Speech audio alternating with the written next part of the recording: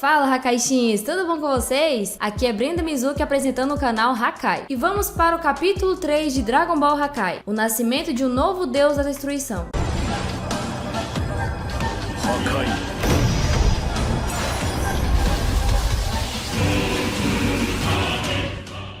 Tudo parece normal no planeta da destruição do universo 6, mas não tem nada de normal nesse dia. Alguém chega em alta velocidade no planeta, é o Goku, acompanhado do Whis, do Bills e do Supremo Senhor Kaiô, o Shin. O Goku comenta que aquele lugar é idêntico ao planeta do Bills, e o deus da destruição comenta que os planetas dos deuses são iguais. Mas não tem muito tempo para eles conversarem, já que a Vados imediatamente chega para receber todo mundo. O Bills, sem perder tempo, pergunta sobre a comida, e tem a total aprovação do Goku nessa questão aí. O Shin fica meio surpreso porque os dois acabaram de comer e já estão com fome de novo. Mas a Vados sente muito em dizer que não há tempo para comida, porque tá quase na hora do ritual começar, o que assusta o Goku. O Whis chama eles para irem, e então eles entram dentro do grande castelo no centro do planeta. Dentro do castelo, eles andam por um corredor escuro, e o Goku tem uma expressão nada boa enquanto observa o lugar. O Whis quer saber o motivo dele estar tão triste, e o Goku revela o óbvio, dizendo que aquele lugar é muito deprimente e que ele não queria viver ali. Mas a Vados tenta animar ele dizendo que há muitos lugares